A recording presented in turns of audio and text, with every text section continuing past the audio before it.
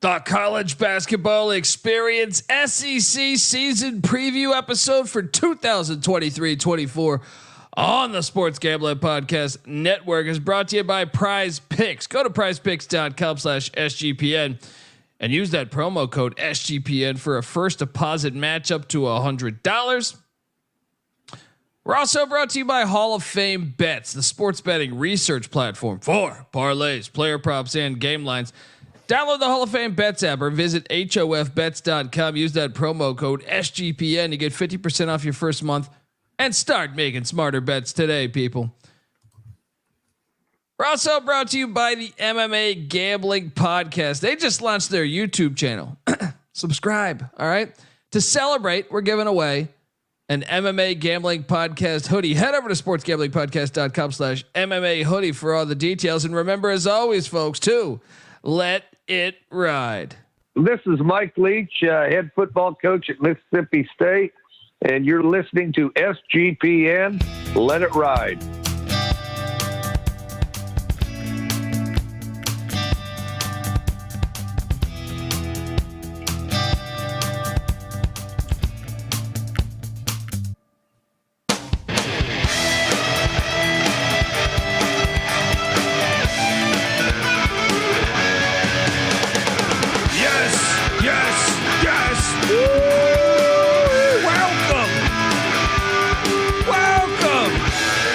College Basketball Experience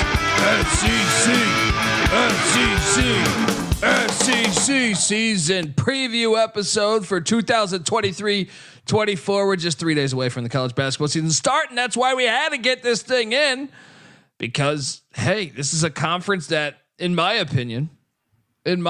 honest opinion, ever since the SEC network and all those big time SEC bucks started coming in, well, you've seen it trickle down to the basketball programs, and the conference kind of rise up as a basketball conference to a much better, much more respectable conference than, say, mid 1990s, early 2000s, whatever. All right. So excited to be here and break it down for you folks out there. If you're wondering who the hell you're listening to, well, I mean, that's fair. My name is Colby Swinging Database Dan, AKA Pick Dundee. That's not a pick. This is a pick. He was raised in the land down under, where a man thinks on his feet, speaks with his fists, and lives by his wits. When Dundee happened, he was a superstar. I smoke and I drink, and I don't have stress, and I'm healthy. Oh, we are talking Southeastern Conference. Look, I mean, coach heavy. Coach heavy is what you could say. John Calipari, Bruce Pearl, Chris Beard, Chris Jans. I mean, got some big time names now in the Southeastern Conference. And I'm excited to talk about Nate Oates. It's going to be awesome. It's going to be fantastic. I am joined by my co-host, and look, the guy, he's always behind the scenes on pretty much any college experience episode, no matter the sport. He is the host of the College Baseball Experience, and like I said, behind the scenes all the time, working with the College Experience, producing shows left and right like he's fucking Spielberg. Give it up for Noah Beanick. How you doing, brother? What's going on, Colby? Yeah, can't wait to talk SEC. Kind of my second team in the in my fandom, actually. Like in the SEC, I like the Florida Gators. And yesterday on the SoCon show, I mentioned it. I'm currently dog sitting, so I'm like in a new area. There's a little bit of like a more of an echo than my typical recording area. But however, I am dog sitting for the aunt of mine that played basketball for Florida. Now, there's a lot more fun stuff in this house that I could display, but it's not really movable. But there's some Florida Gator like plush animals here that I can put in the backdrop. Some Florida Gator paraphernalia, dare I say? Yeah. That's fantastic. And what kind of dogs are we working with? Black Lab. Love a good black lab. Big dog guy here. I got a husky shepherd myself. Just turned 8 years old yesterday. So Awesome. how about that, SEC fans? You came to hear about your team. I'm just going to talk to you about my dog turning 8 years old. All right. And you kind of buried the lead when I mentioned my new recording area. You're in your new place right now too, eh? That is true. It's a bit empty because I just moved in very, very recently. So, I mean, this is, I went out paying a little bit more. It's expensive. I'll put it like that. I'm not expensive. I have a child on the way. So, you got to take the necessary, protocols to, it's a necessary upgrade, but not the biggest upgrade coming down the road. Right? That's true. There you go. There you go. Folks, we're going to get to previewing every single team in the Southeastern Conference. But before we do that, I want to tell you that the college basketball experience is brought to you by Prize Picks. Look, with basketball season here, you can now pick combo projections across football and basketball from Specials League, from the Specials League, I should say, a league created specifically for combo projections that includes 2 or more players from different sports or leagues. For example, LeBron James, Travis Kelce at a 10.5 combo of 3-pointers made in a game and receptions made in a game. Shit, Travis Kelce, some weeks he has like 11 catches himself. So that'd be a solid play. But I've always wondered, I'm glad Prize Picks has been listening, because I always thought this should happen for fucking 25 years. I'd be like, why couldn't you do what's going on here? Why can't we do this? So shout out to them. And not only is that great, you can also play along some of Prize Picks' favorite players like rapper Meek Mill or comedian Andrew Schultz. But I mean, how great is that? And you can find them on the community plays under the promos tab of the app. Simply view entries and you'll see the biggest names in the Prize Picks community each and every week. So what are you doing, folks? Jump on over. Prize Picks even offers one of the best deals out there, a reboot policy, so that your entries stay in play even if one of your players gets injured. Perfect example today. I was out in the universe today doing a bunch of shit.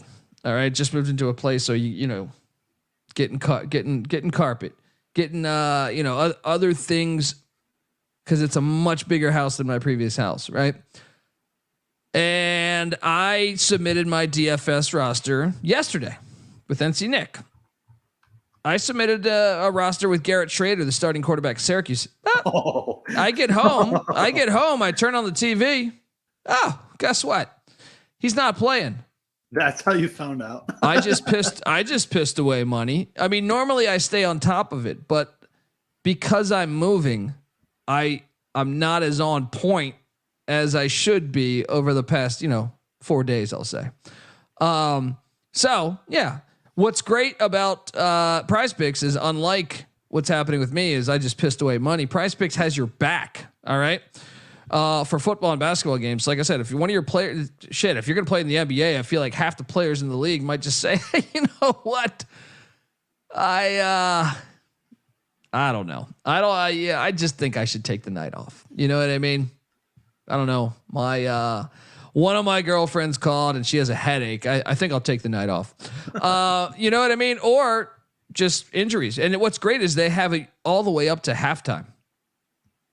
So let's say, you do start LeBron James and, he pulled hamstring, late second quarter. Boom, they got your back. They got your back because your player will be rebooted.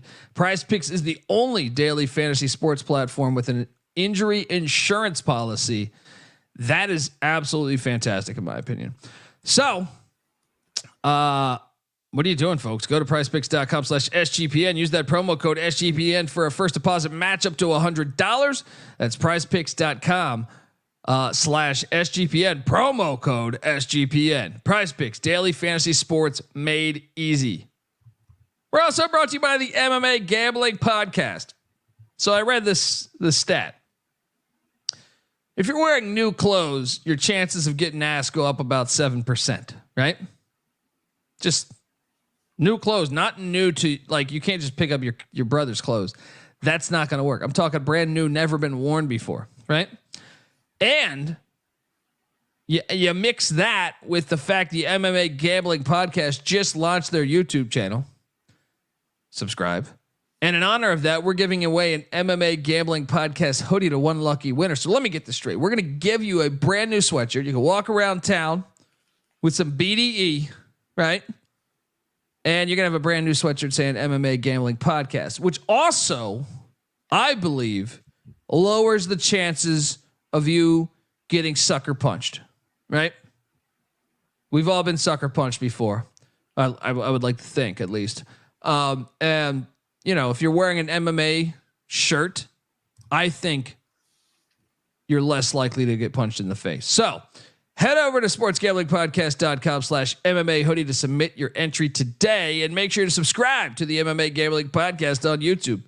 And remember, as always, folks, to let it ride. And we're back on the college basketball experience SEC season preview. Fantastic stuff here. Let's jump right into it. We're talking about Nate Oates and the Alabama Crimson Tide. A season ago, they were one of the more hilarious stories in sports. Well, depending, obviously, tragic situation, but also hilarious in a way because they just let the guys keep playing. Hey, stop it! He just killed somebody. So he moved the murder weapon. Oh, this player had that had the murder weapon in his closet. He transported it to the scene. I mean, there's three players that, just play basketball. You know what I mean? It's just a murder. It's just a murder. I mean, why you didn't come to school to murder? You came to the school to play basketball. So what are we gonna do? Just play ball. Nate Oates entering his year 5, class guy. And catch the sarcasm. But Brandon Miller, he's gone. He's making millions.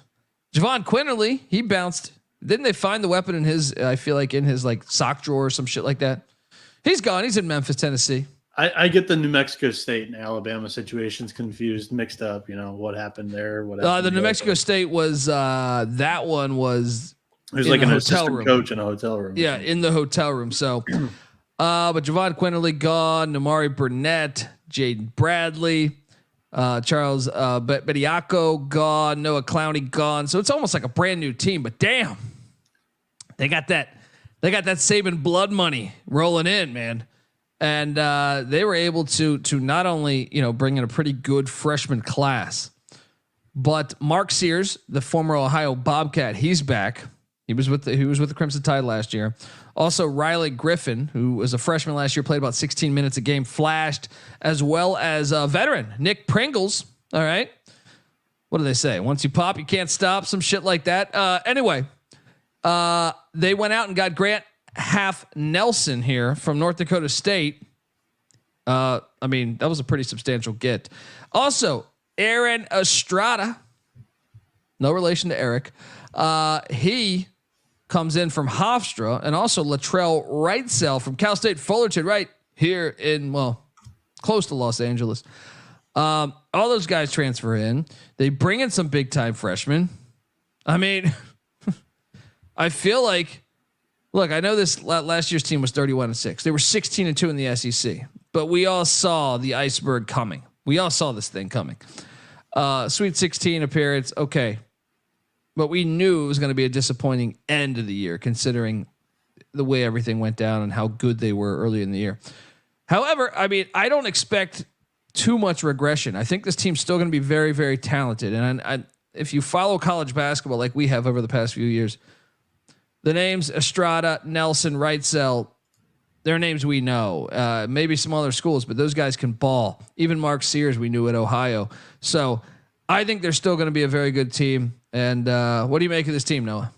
So Alabama, they lose the second most amount of production from a season ago in the SEC. They only bring back 26% of their minutes from last year. Depth is a big question mark for me with this Alabama team because only 2 players on the bench saw time anywhere in the country last year.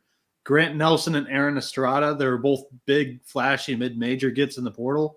for Nate Oates, but I wasn't on the Big 12 show to give this take out, but I kind of agreed with Mac when he gave it out. The other three on the show, I think it was you and the two other Big 12 guys, they weren't like all the way in on the take with Mac, but I'm not 100% sold that Max Abmas, his magic at Texas, is going to translate this year either. The defenses are much better in the Big 12 and the SEC, and therefore, like, you're going to rely on Grant Nelson. He was a man among boys in the Summit League. Now he comes into more competition that is much better, just like he was in that league. It was just a standout. Now I think he's competition is going to catch up to him a little bit. We also saw Aaron Estrada struggle at Oregon. So now it's his second chance at a high major. By the way, this is like his fourth transfer. We saw there was a flurry of waivers that were denied today. So I don't know if Estrada has his degree and that's how this was approved, but just hilarious to me. But I'm pumping the brakes a little bit on the mid-major kind of all-star team here in the SEC. I mean, I'll say this, though. So I agree with the Abmas angle. I mean, I still think he's very good, but I do think he might struggle more than obviously playing your Denver Pioneers. But Marquise Noel was a Little Rock transfer. You know what I mean? Like, you can go one by one and say, these guys ended up being ballers. I for every one that has failed, there are, a lot that did work out. Yeah. So I think I get your point. Nelson is not a super athletic player, and I think in the SEC you might have more problems, but he can still shoot. So if you could spread the floor, I think he could still be good. Shout out to Timothy Green. I think they're going to be a contender. I think Alabama's going to be in the race. I'm just poking holes. Yeah, no, fair. I'm no Alabama fan. All right. You won't catch me holding one of their revolvers. All right, a few other teams I might, but I mean not Alabama. Appreciate it, Timothy Green, by the way. Thank you. All right, let's move along and talk about their rivals. And one of my favorite clips from last year was Bruce Pearl after playing the Iron Bowl on the hardwood. Well, he was a little worked up. He thought his big men got a little fouled, and he gave us this. Smashed. Yeah, he said they got smashed down below, and it was fantastic. All right, now it just stands for a line that we're hammering. Yeah, smashed. Yeah, I mean, smashed. It's fantastic. So let's jump on over and talk about the Auburn Tigers because I'm sorry. My alphabet's all jacked up. Just do Auburn. Yeah, I wasn't let's do Auburn. Let's do Auburn. Yeah. Yes. Because they're rivals. Let's do it back to back. Yeah. Bruce Pearl enters Arkansas comes next in the alphabet, but do Auburn. Well, not if you're going to school in Arkansas. You know what I mean? You're waiting to the end. You're waiting to the end. It's like you're waiting for after Vanderbilt. You know what I mean? You're like, there we go. Bruce Pearl, I can't believe it's year 10. It feels like 4 years to me. Maybe 5 years. I feel old. Well, I mean, you've been doing this show for 7 years or something. Time flies. That's true. That's true. Right. And look at me. All right. Got glasses now. All right. Wendell Green's gone. The glasses is the point you mentioned when life's flying by, not the kid coming. Yeah, well, we're still in the incubator. But Wendell Green gone. Alan Young Flanagan gone. Zed Jasper gone. What's up? What are you laughing at? The fuck you laughing at? I was taking a drink of water when you called it an incubator. Oh, you know what I mean. All right. You know what I mean? Yeah, you got a kid on the way. I mean, but that can happen to anybody. Shit, I know. I had friends that were like 16 that were having kids. Took me a lot longer. Maybe I occasionally dodged a bullet here or there, but I mean, anyway. The incubator cracked me up. I'm sorry. Well, there we go. Folks, the Auburn Tigers with Bruce Pearl in year 10, they lose a couple guys, but damn if they don't add Denver Omelet Jones to this roster. He's a dog from the airport, FIU. I know that, a lot of people are thinking he might be one of the biggest transfer gets for any team in the nation. Denver Jones coming in, averaged over 20 points a game with the airport a year ago, played almost 34 minutes a game. They still have KD Johnson, but I think it's shocking because, I feel like he's been there 10 years, but Aiden Holloway is a freshman that everyone's talking about. Then you add in Chad Baker Mazzara from Northwestern Florida State. Great university. And they return a couple guys. Johnny Broome, the former, where was he at? Morehead State, was it? And then forward Jalen Williams is back as well as Dylan Cardwell. I mean, this is I think this team, I'm going to go ahead and say this team is going to be better than last year, despite losing a couple solid guys.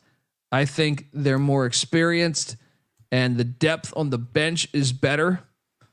I know the SEC, you could argue, got a little tougher in my opinion, this year as opposed to last year, but I'm kind of high on Bruce Pearl and Auburn's team this year. How about yourself? I think a big X factor of this team is Aiden Holloway, because from what I'm hearing, he's a 5-star freshman point guard, but he can shoot the lights out, but he's not much of a playmaker. And Pearl's going to give him the point guard starting role over KD Johnson. So that's a little interesting to me. In the front court, it's the absolute strength of this team, but it would require Bruce Pearl to kind of change his coaching philosophy a little bit and run the offense through the bigs. And I don't know if I see him changing to do that. For the Tigers, it looks like it's the Holloway show, and I'm not buying a ticket for it just yet. I need to see this team kind of play out through November and December. Because even if it is KD Johnson, I wasn't really in love with his play last year either. Because the front court's ready to win. The back court still has some questions. When it comes to March, I will fade Pearl. With the exception of that 1 year he made the Final Four and probably should have made the national championship. I do tend to fade them because they don't have the jungle. The jungle is such a great home field advantage. It's not East Carolina, but it's close, and that's the real jungle. But it is a great home court environment there they have at Auburn that they've built on the plains there, and I think they're going to be. I think they're going to be solid. I think they're going to be a better team than a year ago, for what it's worth. Let's move along to Eric Musselman and the Arkansas Razorbacks. I once think I might have brushed shoulders with Eric Musselman when San Diego State upset Nevada. I might have been about 6-7 Jaeger bombs deep, and I did rush the court there. But he's a hell of a coach. So entering year 5. 22-14 a year ago, tied for 9th in the SEC, but yet still couldn't be stopped from another Sweet 16 appearance. The bad news, they lose a lot. Ricky Council, Anthony Black, Nick Smith, Mikal Mitchell, who I thought would play more minutes a little bit, as well as Jordan Walsh, America's most. He's gone. But you want to talk about winning the transfer portal? This is what Musselman does every year. First off, Devontae Davis, dog, he's back. Trevon Brazile, dog, he's back after being injured. Makai Mitchell, the brother of Mikal Mitchell, he's back. All right, that counts.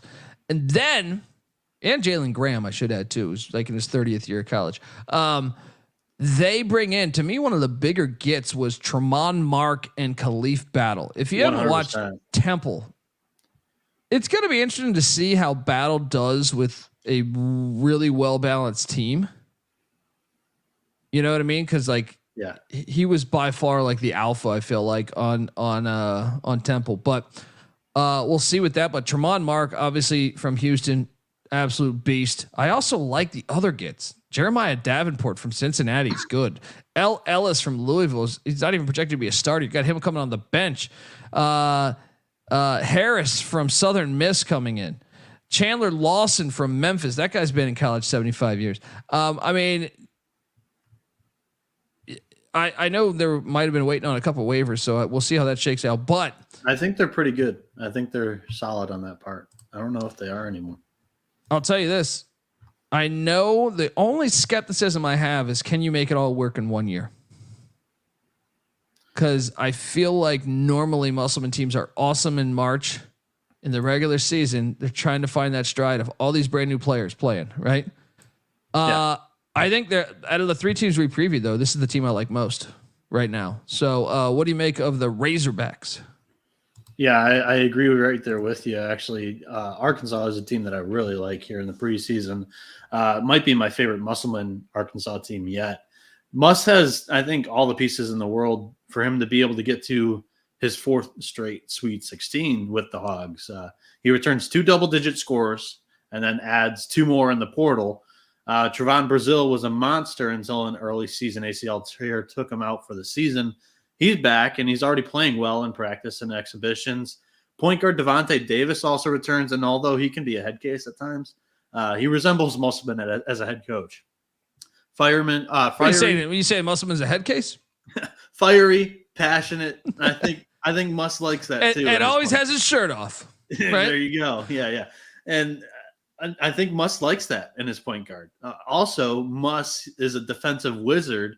He has had a top 20 defense via KenPom in each of his last 3 seasons. Adding Tremont Mark in the portal only bolsters that because he was one of Houston's best defenders last season. And I think losing him will be a bit bigger of a hit for the Cougars than most people are thinking. The only fear that I have with this team is Davis and Khalif Battle in the backcourt, who both have had, some character questions, or at least just very emphatic and passionate, if you want to label it passion on the court. This team could have some TV timeout outbursts. But like I said, I think it resembles their head coach in Musselman. He has a tendency to just get a little too amped up, and it's not always a bad thing. It's not always a bad thing. I'm a high energy guy. When I played basketball, I liked coaches like Musselman. You know what I mean? I played for some other coaches that to me were like dull, and I always felt like you never knew what you wanted. When you get Musselman, to me, he's a player's coach. I love this Arkansas team. I do too. The main thing is to me, if we're talking about playing the future here, how fast can this team be together as one? Because I think that's been the knock. Even at Nevada, I felt like that was a thing that I like to fade, was like, how fast can they gel? Because he was the first to really like go all in on the portal. I feel like one of the first coaches. Yeah, you mentioned it with Khalif Battle. He was the alpha over at Temple. They also bring in L. Ellis, who's the alpha over there at Louisville. And Devontae Davis is already kind of that guy here at Arkansas. So that backcourt's going to have a little bit of time to gel for sure. But I think there's way too much for Musselman to be able to work with. I think this is probably his best roster he's had in Fayetteville. Yeah, and I know Ryan Hassey said Arkansas is not a corrupt place at all. Look. I mean, Arkansas does college basketball right.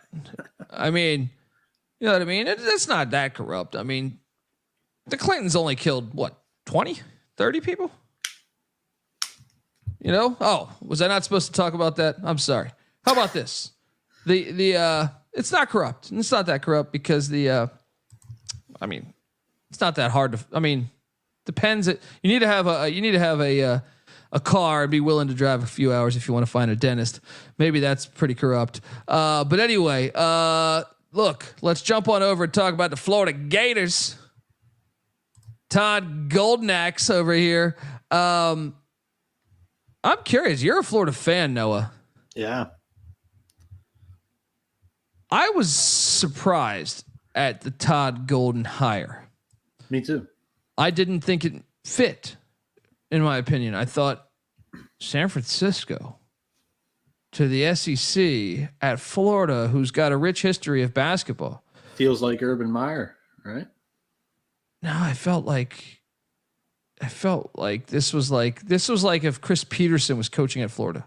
Urban Meyer was like a Midwest guy. Then they pulled him from Utah, and he came into the SEC. Struggled that first year, but he's still like he was doing SEC shit at Bowling Green and Utah, right?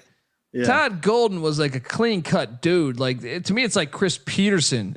You know, if Chris Peterson were to be the Florida Gators head coach, something like that. But so what? Before I just rattle off the roster and stuff, I'm curious. Like, what was your? Did you like the hire, and did your opinions change for the better or for the worse as the season went along in year one for Todd Golden?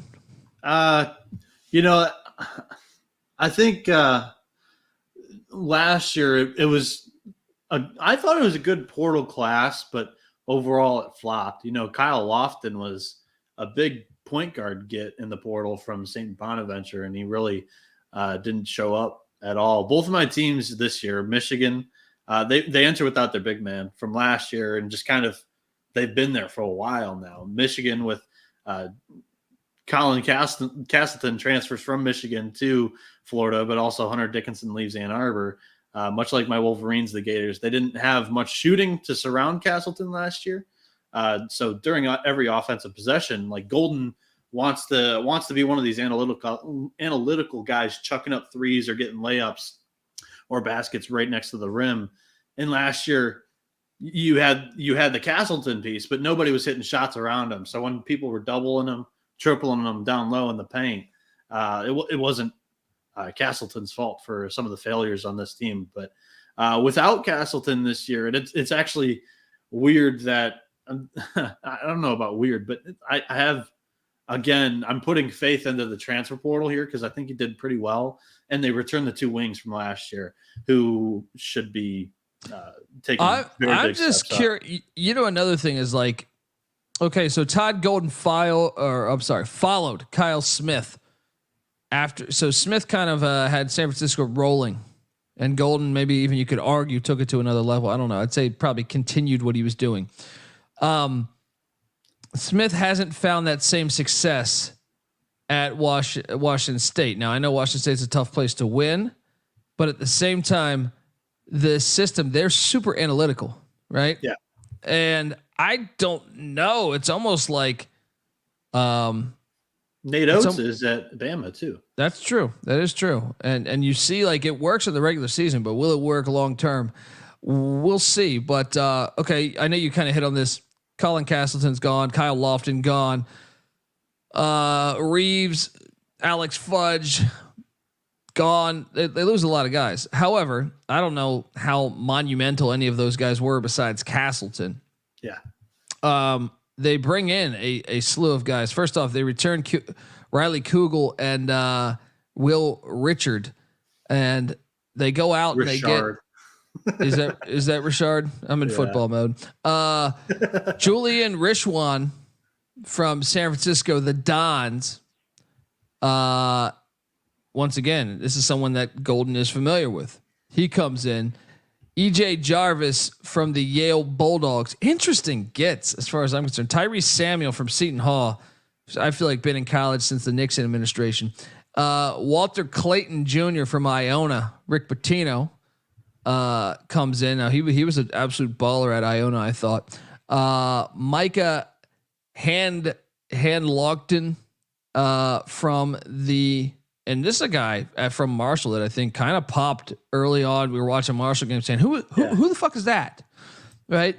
And also Zion Pullen from UC Riverside with the Highlanders. Kind of think this team will be similar to what they were last year. Your thoughts on this team? Maybe even a little worse. What do you make of the Gators?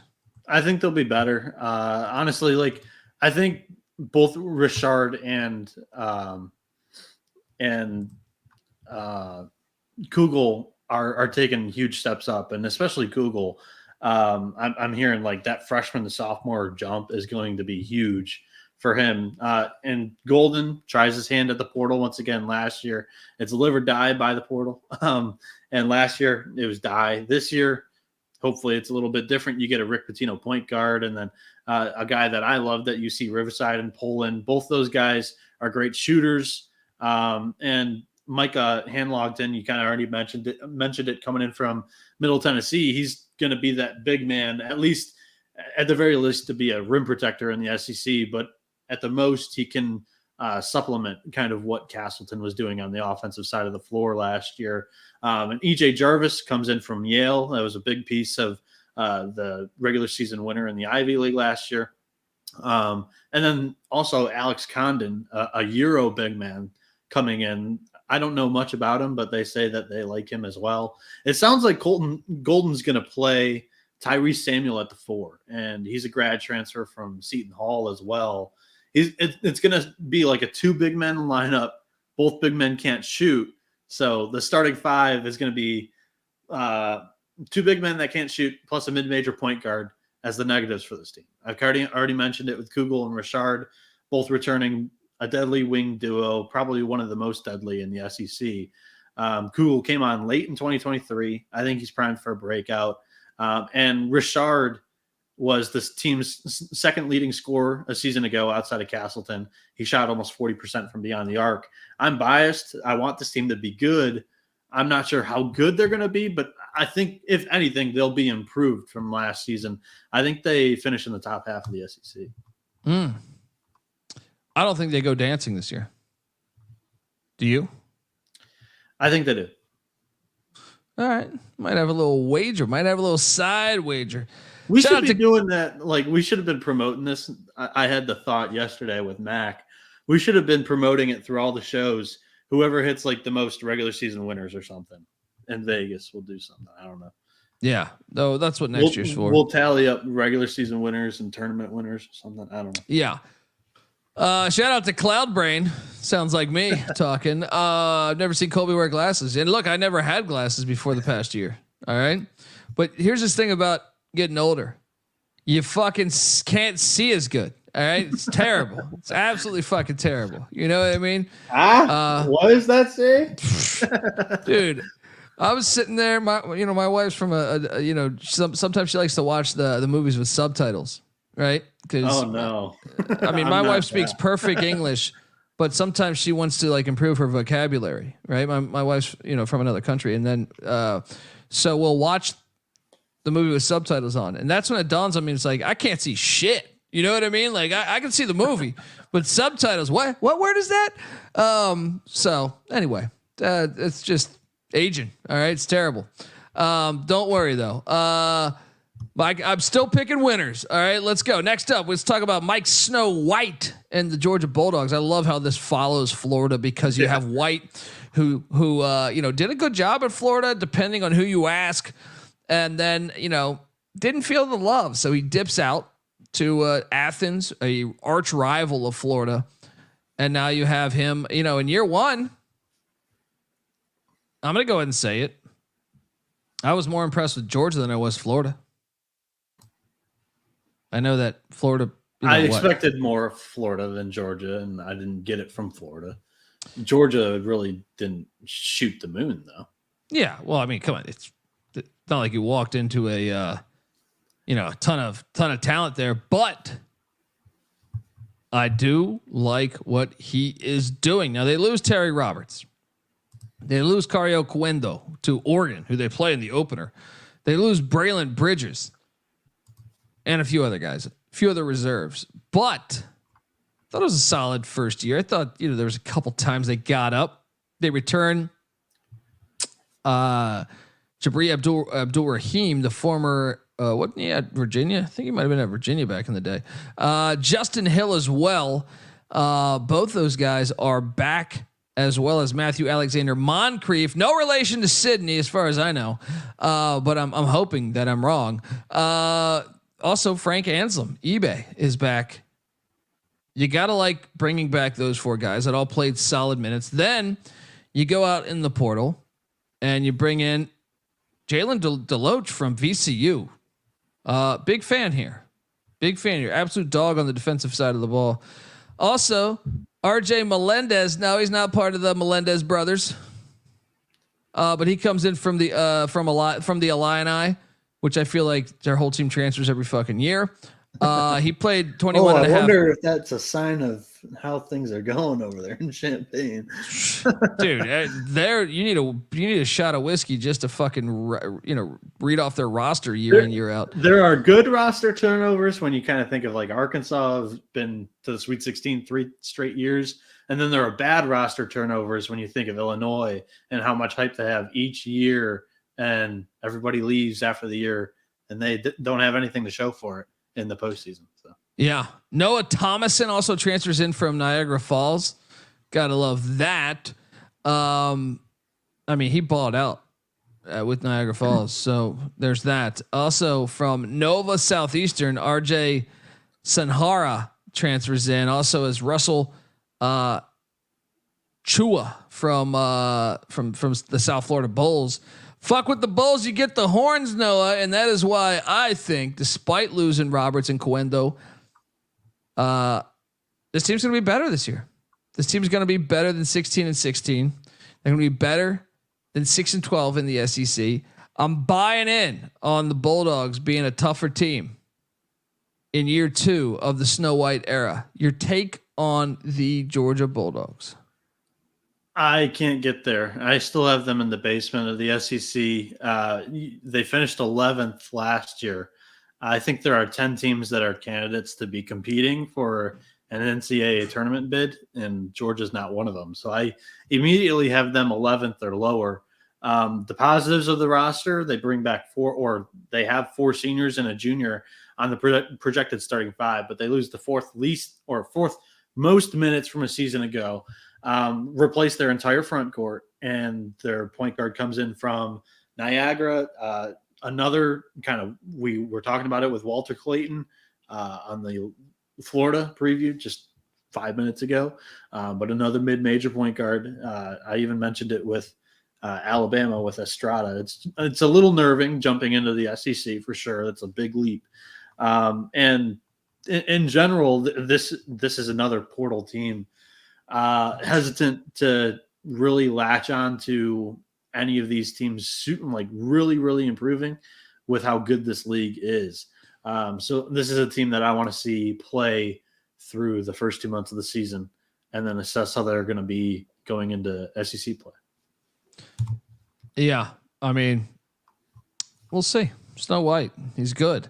Next up, let's talk about the Kentucky Wildcats. I got a little song for you, even though it's really Arizona's, but W-I-L-D Cats. W-I-L-D 22-12 a year ago. Overall, 12-6 in the SEC. They got bounced in the second round of the NCAA tournament for John Calipari entering year 15 in Lexington. It's been a minute since he's really had them going, though. They lose a ton, but I mean, they're super talented every year. Severe Wheeler's gone. Former Georgia Bulldog. Jacob Toppin, gone. Oscar Toshibe, gone. He's going to try to play defense somewhere. Also, CJ Frederick, gone. I don't even know. Did he actually even play more than 10 games for Kentucky? I don't even know. Chris Livingston, gone. Cason Wallace, gone. The Rupp Arena will be rocking, but and for a minute it looked like Antonio Reeves was going to go. They were able to bring him back, 5th-year senior. He's the only one that comes back in his projected starting. He almost bounced out. I remember that. I remember reading that article. But they went out. They obviously, this is Kentucky. They bring in like 6 million fucking freshmen. It hasn't been working lately. I mean, it works for a tournament berth, but it hasn't been working for a deep run. They bring in DJ Wagner. I believe that was the son of Milt right? Son of Milt. Yeah, he's the son of somebody. I've been watching college basketball long enough, folks. If you don't know who Milt Wagner is, use the Google, as George W says. Justin Edwards, big time freshman. Also Aaron Bradshaw, no relation to Terry yet, at least.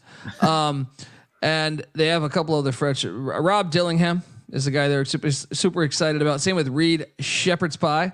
I mean, they load up. They all in all, they have what? I think it's like 8 or 9 freshmen on this roster. All right, from all over, as Kentucky, they're a national brand. They recruit from all over. Did you skip over? Oh, you're just mentioning it. Sorry. They had Trey Mitchell, who's at his 75th school. He was at UMass. He was at Texas. He was at West Virginia. Now he's at Kentucky. This is why coaches get irate. Yeah, problem approving his waiver. Yeah, what the fuck? What is he? He's a grad senior though, so I think that was okay. But just it's four fucking transfers. Yeah, it's frustrating. He's got a side job in the fucking circus. You know what I mean? No, I don't know. When he's been at Texas and Kentucky, there's enough connections that are, I don't know. Look, this team's going to be super talented, super young, and that is what they're going to do. What they've been doing the past couple of years. They'll make the NCAA tournament, lose in the first or second round, maybe even the third. I'm not super optimistic about them making a deep run in March. You? No, I'm not there with this Kentucky team. They're a hard team to figure out for me, just because of all the freshmen that Cal expects to make an immediate impact. There's 5 freshmen that will be playing quality minutes this year. And for the record, the 2023 freshman class was not heralded that very highly. So for clarity, I like USC because there's a combo of returning studs, influencing freshmen, and a good coach. Right here, you just have some freshmen. You have one returning guy.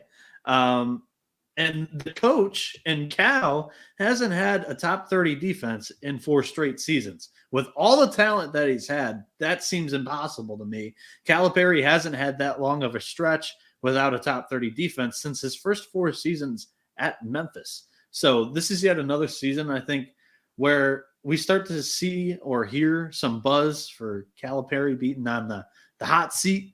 And I'm not as high on Texas this year. Maybe this is the year Texas comes calling. Perhaps. What do you mean Kentucky? No, Texas for Calipari. Oh, I got you. They just gave Terry some money though. That's my first. Yeah. That's my first coaching call. I don't know if Terry doesn't get there to the tournament, then there's some serious questions. I think they'll get there though. But I was on board last year. I was on board with Calipari going to Texas, folks. I'm wanting them there. I want them. Just push them there. Get them from Kentucky to Texas. Oh my God, that's a dream. Yes, folks. I want to tell you before we get to the LSU Tigers. That were brought to you. The college basketball experience is brought to you by Hall of Fame Bets. Win bigger by betting smarter this NFL season with Hall of Fame Bets, the sports betting analytics platform for parlays, player props, and game lines. Research every NFL, NBA, MLB, and soccer bet with historical stats and data. They're going to tell you about how Sam Mitchell used to hit jumpers for the fucking Minnesota Timberwolves. All right. They'll say, hey, you're going to bet on the Timberwolves? Let me tell you about a time Sam Mitchell dropped 29 against the Orlando Magic. I don't know what the fuck I'm talking about, but they do deep dive for you. They deep dive for you. So stop betting in the dark and join over 30,000 users researching with Hall of Fame Bets to craft more intelligent, data-driven parlays. Download the Hall of Fame Bets app or visit HOFBets.com. Use that promo code SGPN to get 50% off your first month today. Start researching. Start winning with Hall of Fame Bets. All right, next up, we jump over to the LSU Tigers. Matt McMahon, year 2. Year 1 was a little tough. 14-19. I gotta admit, I ate shit on them last year. I thought they were going to be a lot better. I thought, hey, they bring in some of these guys, Adam Miller, KJ Williams, Cam Hayes came in from NC State. I thought it was all going to work out. And I ate a big old bag of shit on the way that I thought things were going to work out there. Now comes year 2. Now, I know they brought in Jalen Cook from Tulane. Did he get his waiver? Do we know if he got his waiver? Because that's kind of substantial to my handicap of the LSU Tigers. They returned Derek Fountain, senior, played about almost 24 minutes a game a year ago. Also Trey Hannibal, who played 21 minutes a game. Both guys, well experienced. Also Tyrell Ward, a guy who popped a little bit as a freshman. They were happy with his progress throughout the year, as well as Mwani Wilkinson is another vet that played 13 minutes a game, just about. a year ago. Also, Jalen. 2 months ago, Jalen Cook's waiver was denied. Or not 2 months, 2 days. Sorry. Okay. I'll fade this team. You know what I mean? Like he's a baller. Will Baker comes in from Nevada. Also Jordan Wright from the Vanderbilt Commodores. You going between Damian Collins coming in from Kentucky too. These SEC filthy transfers. Carlos Stewart coming in from the Broncos of Santa Clara, and Hunter Dean coming in from the George Washington Colonials. Yeah, I mean, kind of big news there. I think this team will suck. I thought that was a substantial get in the portal, like one of the best gets the whole offseason. Yeah. I think they might be a little bit improved because it's year 2. It's more of his guys, but that's a huge blow. Jalen Cook averaged 20 points a game with Ron Hunter. He's kind of all over the place too. Like he can do everything. 5 boards, 2 steals a game. He's just a baller. That's a huge loss. And that makes me think they're not going to be that good this year. Your thoughts, Noah? Just kind of like instant thought now that Cook, we know he's not coming back. Jordan Wright coming in from Vanderbilt, and you also get Will Baker coming in from Nevada. Those are the 2 best players. I assume Jordan Wright's going to slide into the point guard position. Did they all get their waiver too? That's what I'm saying. Like, as I know, what Baker's transferred a couple times, right? But he's probably a grad. I don't know. It's all hard. Yeah, Will Baker's a grad, and the same with Jordan Wright. They're both grad seniors. This team's going to feel a lot like last year's Vanderbilt. You know what I mean? Like Jordan Wright, point guard. Will Baker kind of fits into the Liam Robbins role. Point guard center kind of duo, and the rest is a mixed bag every given night. That's kind of how I see this team. This is one of the bottom half or basement teams here for me in the SEC with LSU. Yeah, I mean that's a huge loss. If they have him, maybe I think they might be able to surprise. But no, I'm out on LSU. Next up, we jump over to the Ole Miss Rebels. They go out and they get Chris Beard. Yeah, might have had a dust up with his fiance. Who knows? No problem. Bring him into Oxford.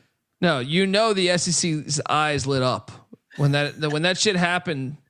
I have a take for this guy too, by the way. For Chris Beard. Yep. What's that? 1 winning season here. Louisville's coming calling at the end of the year. Woo-hoo-hoo-hoo-hoo. Love serious. it. Love it. Yeah. He'll be there. Yeah, he would probably take it too. Obviously, Chris Beard took Texas Tech to the national championship, and Kermit Davis never got it going in Oxford. Let's see if Ole Miss can get it going because they're turning over kind of the whole team. Now, can we do a waiver check on if this is unbelievable to me? Musa Cisse has played at every fucking school in the nation. He's not cleared yet, but he hasn't been denied. He denied. Can I be in charge of him? Denied. All right.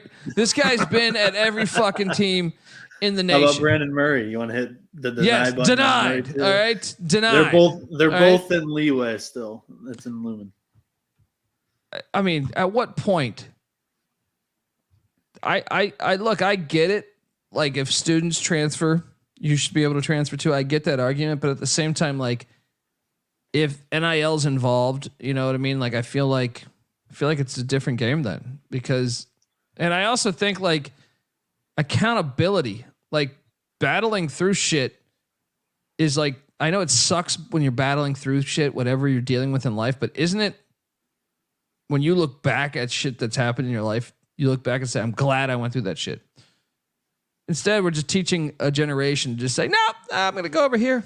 But I don't know. I mean, I'm all over the place on this because sometimes I think like, well, wait, if a student can do it, why can't them?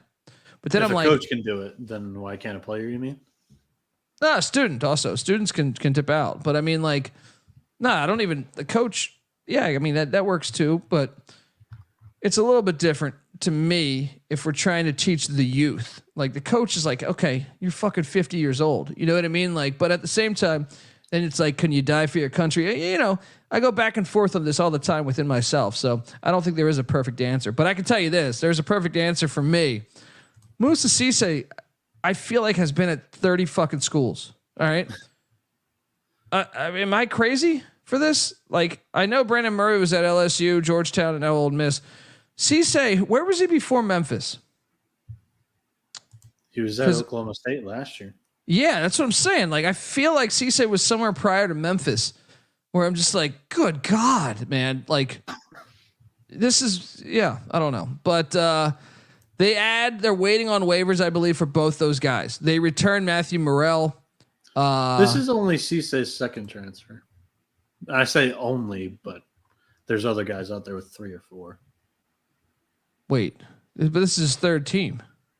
Second transfer, third team. I mean, Come on. I mean, they just started cracking down on the second transfers this year. So, in fairness, they didn't know they were going to be this strict because they'd never been this strict. All of a sudden, you flip the light switch and you're like, what the fuck? It was working in years past. What's going on this year? Well, no, the coaches were complaining. Now, it's like the Mac Brown shit. You know, Tez Walker, their star wideout. I get it. His scenario was a little different because he never played at Central when they had the COVID season canceled. But like, he's been doing all this bitching about, in my day, you never could have a transfer. What NCAA needs to do something. And then the NCAA finally does something and it hurts one of his players and he's crying like a little bitch. And I'm like, dude, you asked for it. You know what I mean? You're like lobbying for it. Then shut the fuck up and deal with it. You know what I mean? But I understand that scenario. Anyway, Matthew Morrell's back. They also have Jamin Brakefield back. He was a baller last year, I thought, for them. Besides that, it's a little thin. TJ Codwell on that bench, and that's about the only returning players. Jalen Murray, Brandon Murray, Moussa Cisse, Alan Flanagan, young Flanagan from Auburn transfers in, Jamarian Sharp as well, and Austin Nunez from Arizona State comes in. I mean, this team will be much improved because of the coaching philosophy, in my opinion. But like, I still think they're going to be like, especially I can't really give a handicap until I know there's waivers. Like if Murray and Cisse don't play, this team's going to be bad again. That's the issue I have. Yeah, mainly with the waiver system. I don't care that they're enforcing it. Like, good on them actually abiding by the rules now. But take care of this shit before the 3 days before the first game. Like, these teams still don't know if they have 2 of their starters. Well, my thing is the inconsistency. The inconsistency of like granting people, like we just talked about, that are on like their 5th team, and then like someone that, you know, it's just inconsistent. And I think it's like a moving goalpost. It's like the ranking system. You know what I mean? Like, it's like, wait a second. It's like when you watch the college football playoff bullshit show on Tuesdays, and they're like, oh no, we're doing this because of that. I'm like, wait a second. Well, if you use that logic, why didn't you do this? You know what I mean? So they move the goalpost nonstop. So it makes it really hard to respect the NCAA.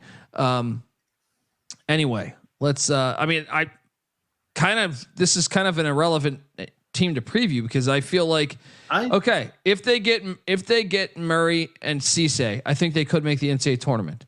If they don't, I think they're going to be towards the back of the SEC. I have a take, and I have a spiel here. So I think this team is going to be really good defensively this year. Offensively, they have some questions to answer, especially if they don't get the waivers approved. But Chris Beard is a damn good coach, and he brings in 7'5" Jamarian Sharp from Western Kentucky that I think should do fine in being like a rim protector role and maybe provide a bit offensively. You know, last year we always talked about like, holy shit, like if anybody other than Rick Stansbury had his hands on this Hilltoppers big man in the middle of the floor, they'd be a top team in the Conference USA, and Sharp could be a beast. Well, this is that chance for Sharp because the Rebs need some offensive production. This team's not going to be very good on that side of the floor. Sharp could be the 2023 Zach Edey where nobody expected him to break out at Purdue last year, to be really, really good, but they kept feeding their 7'5" center the ball, every offensive possession. I'm high on Ole Miss because I think that is a possibility here. Like, I don't see another path for offensive success for this team. And I think Beard is a gigantic coaching upgrade for Kermit from Kermit Davis. Well, I mean, if you're an Ole Miss fan, listen to this. I'm higher on their arch rivals from the Egg Bowl there. I'm higher on Mississippi State. Chris Jans, I think, is a fantastic basketball coach. I think he's underrated. He's entering year 2. They only lose a couple guys. Will McNair ends up at Kansas State. They lose Tyler Stevenson and Eric Reed, but all those guys, none of them average more than 4 points a game. All gone.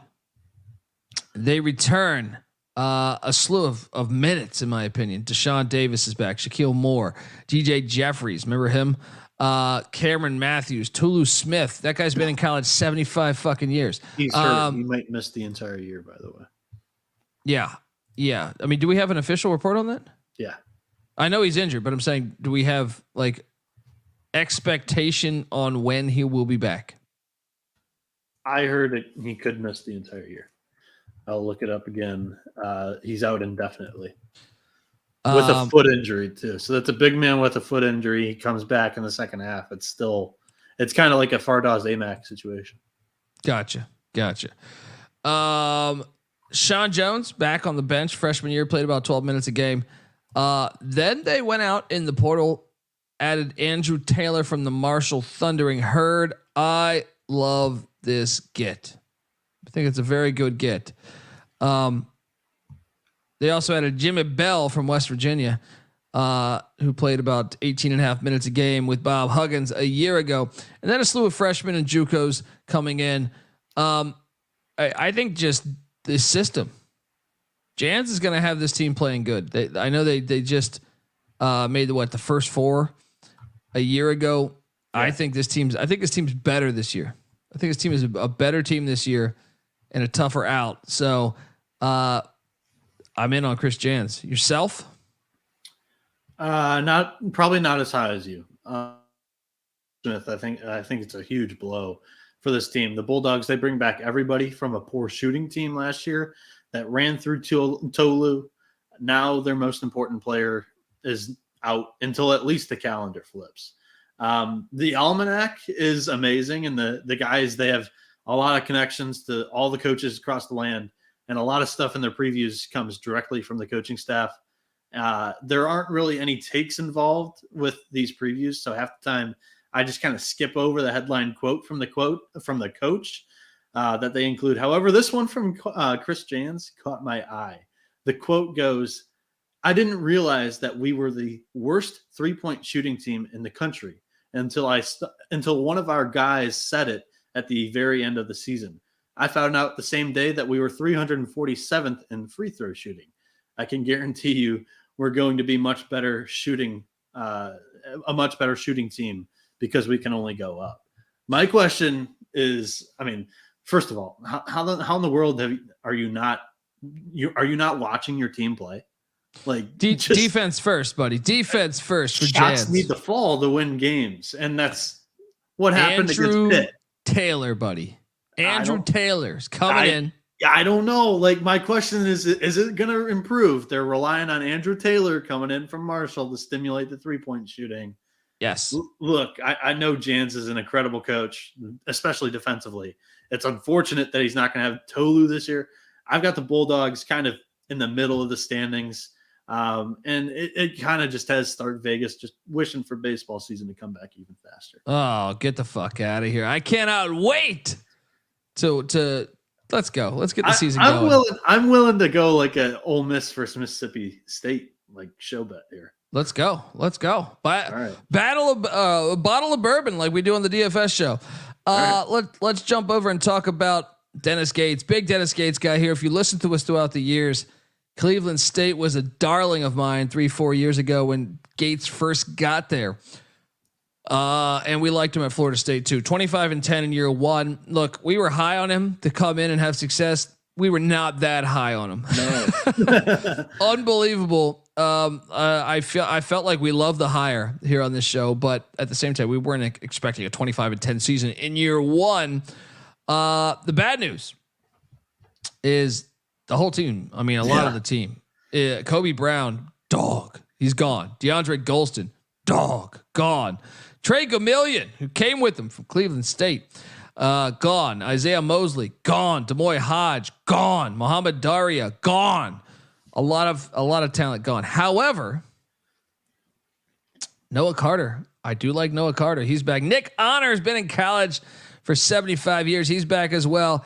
And Sean East II played about 23 minutes a game for them a year ago. He's back. Same with Aiden Shaw. And then they were very active in the portal. Caleb Grill, who was kicked off of Iowa State's team, I feel like, I don't know, like January. No, it was like 6 days before the NCAA tournament, I thought. That's right. The big one here is Tanjay. Yeah. From Colorado State.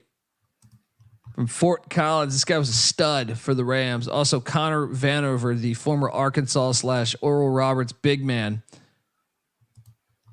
Not as sold on that one. Not as sold on that piece. Also, Jesus Carrello Martin coming in from the Campbell Camels. And Tamar Bates. I feel like he's been in college forever. Step back year. They're still solid. They're still going to be good because Dennis Gates is a good basketball coach. They ain't going to be the same though. Regression, but still good, if that makes sense. So Caleb Grill, I think, is going to be another polarizing transfer that I buy into this year. For context on this, Colby, the Sun Belt show that we did this week, it was me and Mac. Southern Miss adds Andre Curbelo. I was much higher on that than Mac, just because Curbelo, that's what the transfer portal's for. You know, he starts off with Illinois. The Big Ten game wasn't fitting for him. And plus, you know, it's Illinois. We kind of mentioned that already on the show. He now transfers to St. John's, who was just a train wreck last year. And now in this kid's career, he realizes, hey, I'm not going to go to the pros. Let me take a step down in a level, go to the mid-major and see if I can play well there. I like the fit at Southern Miss. I'm not a big fan. I'm kind of on team Mac there. I kind of think he's a polarizing figure. I get it. I can see how it can rub you the wrong way. Does it rub you the wrong way with Grill? No, not yet. I buy into it too.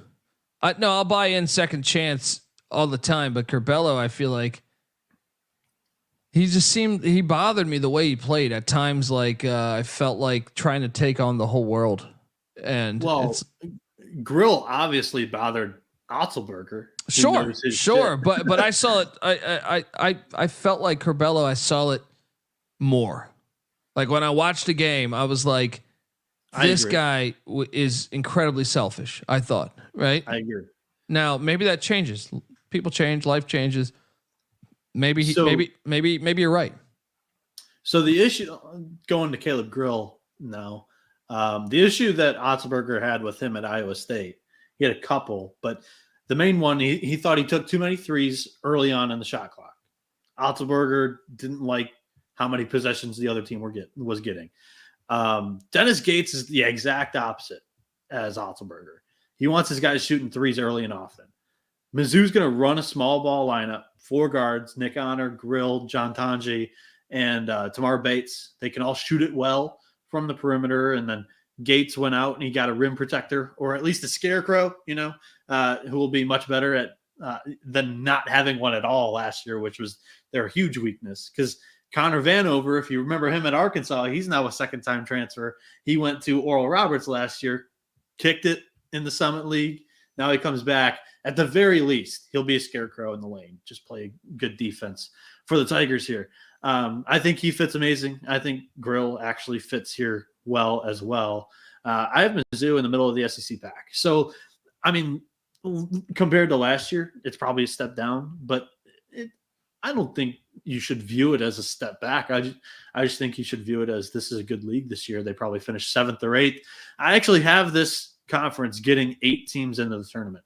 I think they're going to be better than like years past. I really do think that the SEC is stronger top to bottom than the Big Ten this year. and the Big Ten's gotten like 8-9 bids in the last 3 tournaments. I think the SEC is there this year. And I know Sankey's trying to get in all 16 starting next year. We'll see how that works out. But no, I mean, I just don't. I think last year's team would beat this year's team. That's my point. There's more talent for sure. There's more shooting talent, 100%. I am intrigued about this next team, the South Carolina Gamecocks. Lamont Paris, year 2. They lose Gigi Jackson, top recruit in the nation. Hayden Brown, Chico Carter, all gone. I am intrigued about this team because they return a ton of minutes, essentially, as far as players that have played in college basketball. Now, BJ Mack from Wofford, I am a big fan of. Yeah, me too. I like that get. They still have Michi Johnson, who played 33 minutes a game for them a year ago. They added some other guys. Talon Cooper from Minnesota. Interesting. 5th-year senior. Played almost 37 minutes a game for the Gophers. Miles Stute comes in from Vanderbilt. 5th-year senior. Stephen Clark comes in from the Citadel.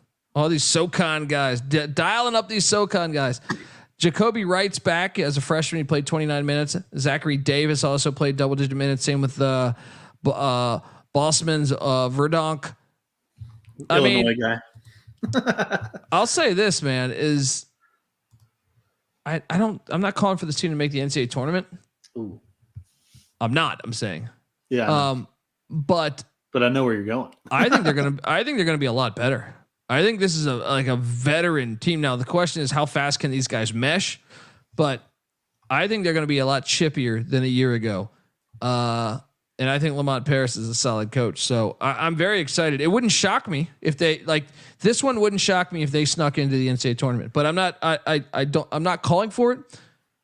But I am very intrigued to watch them this year. What do you make of the Gamecocks? Good would not be the term that I use. I think South Carolina has the potential to be fun this year. The Gamecocks, they'll play a lot of high scoring games. With that should be much improved offense, but still a bad defense. Michi Johnson returns from last season, and without Gigi Jackson in the backcourt with them, expect his role to grow as Gigi kind of did his own thing. And Michi could break out this year. Lamont Paris also adds shooters in the on the roster via the portal. You mentioned Talon Cooper. He shot 38% from behind the arc last season, and Miles Stute hit 36% last season at Vanderbilt. The good shooting surrounds BJ Mack, who was a monster in the post for Wofford in the SoCon, 100%. And it kind of goes to, Lamont Paris is comfortable in the SoCon. So he brings in a guy that he knew was good in that league for years. He's going to be an undersized SEC big man. That's the issue. And I think South Carolina, they'll be fun. I don't think they'll be able to climb out of the basement, though. I have this team in the bottom 4. We'll see about that. Next up, we got the Tennessee Volunteers. Rick Barnes, I fade him every year for the past 20 years, and I've been making a shit ton of money, but you want to play him in the regular season. I know the chat's already talking about it. Barnes, year 9 in Knoxville. They lose, a couple key players, but nothing they can't just get back, I will say.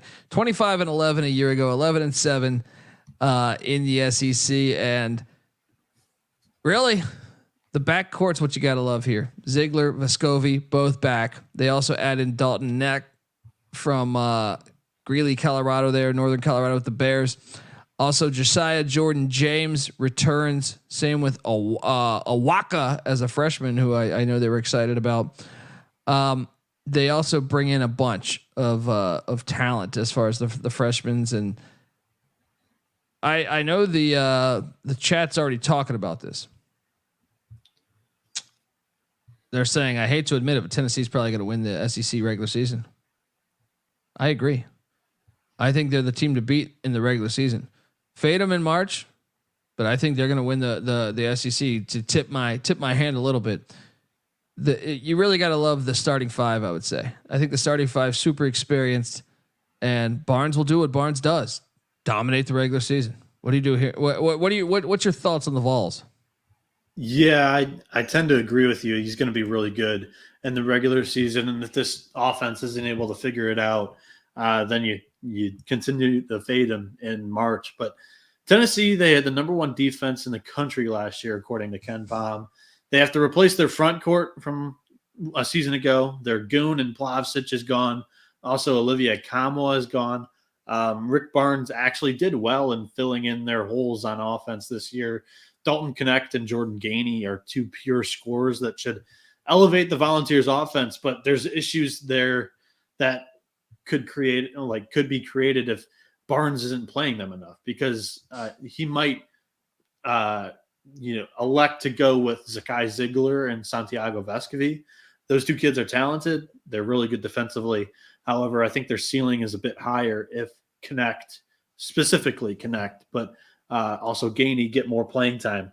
Because if you're willing to give up 10 points on defense to score 20, I think that gets you a little bit further. Zakai Ziegler is also coming back from a torn ACL in January, a tad bit early for my liking. He and Santiago Vescovi will keep that defense top notch. Tennessee, they're a contender in my eyes. Rick Barnes, great regular season coach, but I'm going to probably fade him come March. Avetta in the chat saying Tennessee, the Purdue of the SEC, 100%. 100%. All right, let's talk about. What does that mean, Avetta? Come on, we're supposed to be buying into Purdue this year. We like the story of the No. Next up, we have the Texas A&M Aggies, which I believe is the team that I think will be challenging Tennessee the most out of any team in the SEC. The returning minutes here and the returning production here, but the buzzsaw is off and going.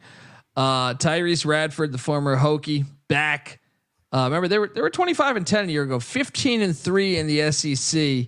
College Station, who knew? Huh? Well, I guess we all kind of knew with buzzsaw going there. But look, this team I think is super talented. Julius Marble, Henry Coleman, Manny Obaseki, Wade Taylor. All of those guys returned and played over, a solid amount of minutes last year. Eli Lawrence transfers in from MTSU. Wildens Levique from Frank Martin and UMass. Jace Carter from UIC. All additions, and they also have Hayden Hefner. Never fade a Hefner. I've learned that a long time ago. I mean, I know they lose Dexter Dennis, but besides that, they're contenders. I think honestly, it's Tennessee and A&M at the top of the SEC. Your thoughts on the buzzsaw, Noah? Not as high on them as you are, but I think they're a contender. Everybody loves Texas A&M this year. I listen to a lot of shows, and I read a lot of things in my free time, mainly on college basketball in October and beginning through February. Anybody you follow or listen to say pretty much the same thing.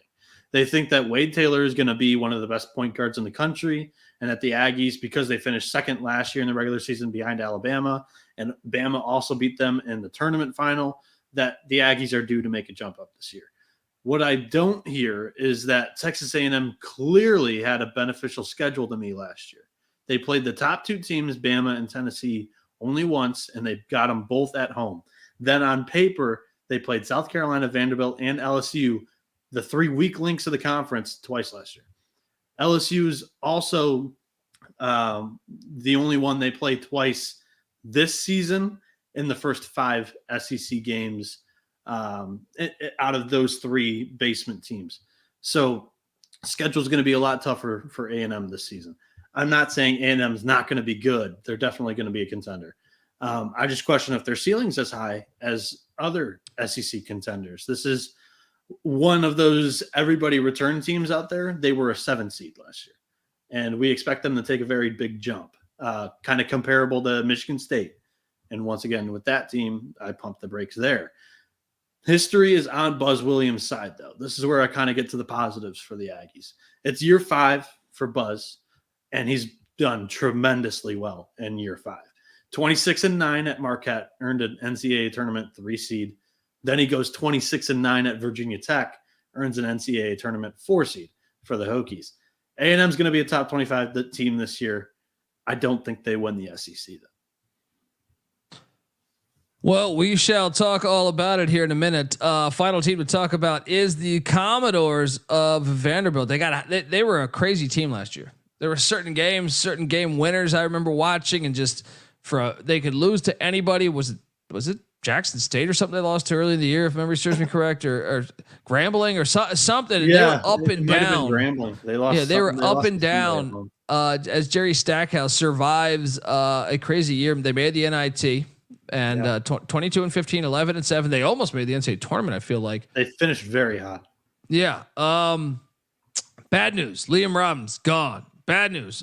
Jordan Wright gone. Miles Stute gone. I'd say those are the big losses. Trey Thomas also gone. Gotta love the backcourt. Ezra Mannion back. Tyron Lawrence back. Together about 30 minutes a game almost for both of them. They bring in Evan Taylor from Lehigh, the Mountain Hawks there. Shout out to Stacking the Money. Also, Colin Smith, the front court. Interesting. Colin Smith played about 17 minutes a game a season ago.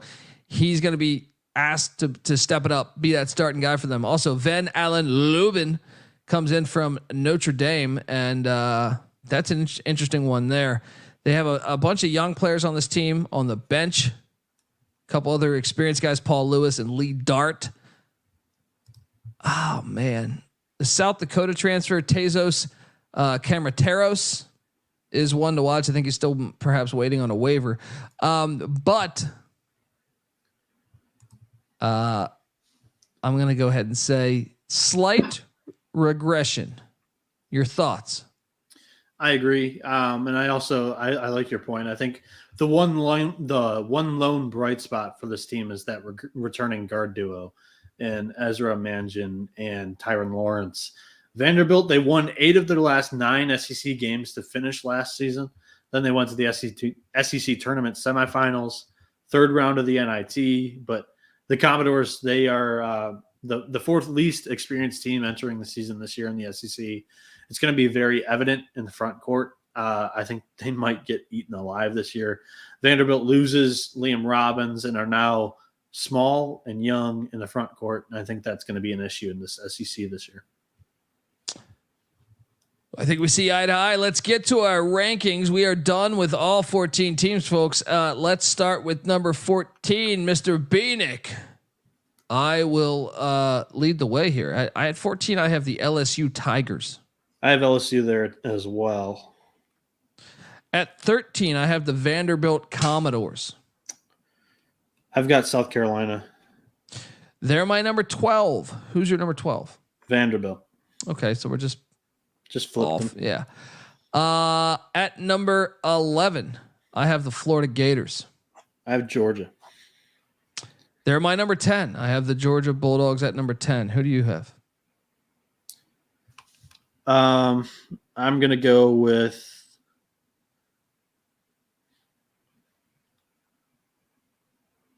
Auburn. Folks, smash that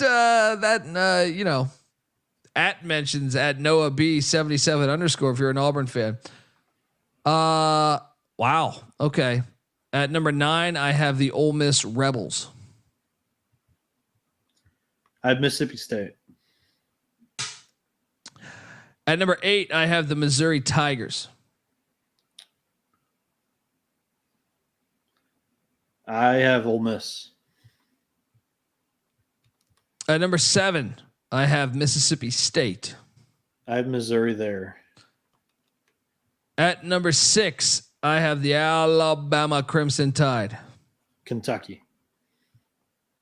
They're my number 5. The Kentucky Wildcats. Florida's 5 for me. Woo-hoo-hoo-hoo. Home cooking in the house right there. Your dog's sitting in a Gators home. When you ate some fucking Lucky Charms this morning with some Gators in there. That's not too high. That is not too high. I think that's very reasonable. No. Yeah. Number 4, I have the Arkansas Razorbacks. See, you're low on them. That's a hint for me later. I have Alabama at 4. At number 3, I have the Auburn Tigers. Texas A&M. Wow, you're very high on Auburn. Very high on Auburn. They have the best home court, I think, out of any school in the SEC. Number 2, I got the Texas A&M Aggies. Tennessee. Number 1, I got the Tennessee Volunteers.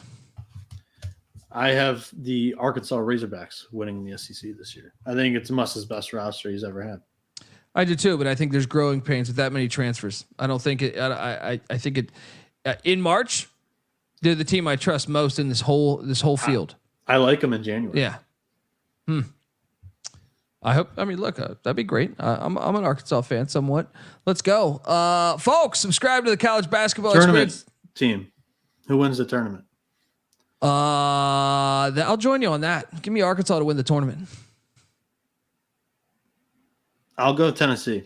I think they win that one. They shit themselves in the big one. Most disappointing team to me, the Florida Gators. That there's no way that's disappointing. Okay. Well, where would you deem Kentucky at 5th? I have them 6th.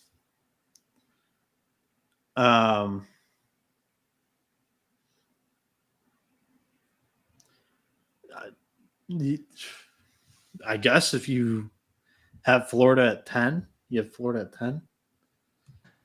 I have Florida at 11.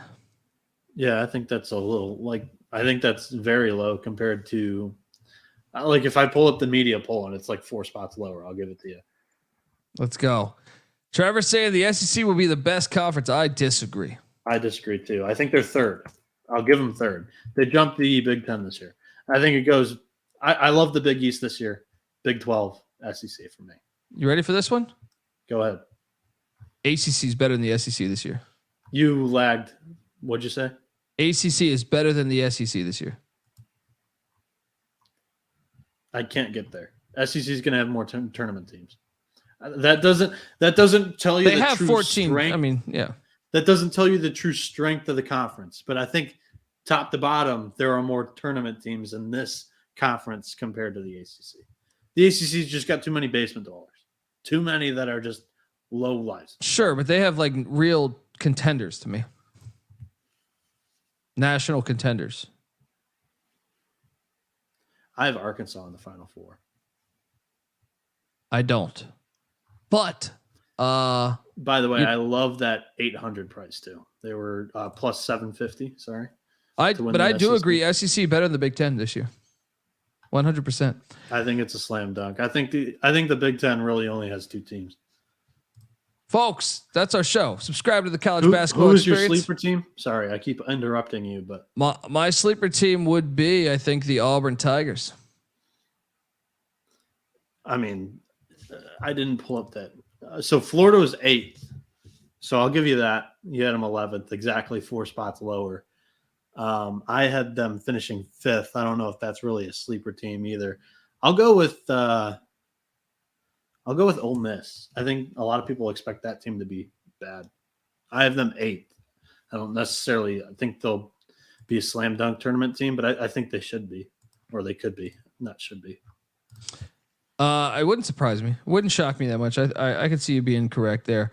Folks, that's our show. We got the SWAC coming up next. All right, so buckle up. Save the best for last. Yes, let's go. Subscribe to the College Basketball Experience as we break down all 31 conferences. Remember, Sunday night, myself, Noah, Moneyline Mac, here talking about 140 fucking games or something, whatever it is. Might be more than that. Yeah, whatever the fuck it was. Subscribe, folks. When the season tips, we're here every single night of the season. Give me a follow on Twitter at @TheColbyD. The College Basketball Experience is on Twitter at TCE on SGPN. Get on over to iTunes. Give us a 5-star review. It's that type of year. It's that time of year, not type of year. Get on over there. It could be that type of year where you make a shit ton of cash because that happens every fucking year. All right, so get on over there, do that, and YouTube.com/The College Experience. Subscribe. That's the hub for all of our college shows. I host the College Football Experience, also the FCS College Football Experience. Myself, Noah, host the College Baseball Experience. All right, check out all that. The Big 12 Experience with Moneyline Mac as well. Shout out to the chat. You guys are always fantastic. Until next time, this is the College Basketball Experience, SEC style. You better start thinking about yours. And we out of here.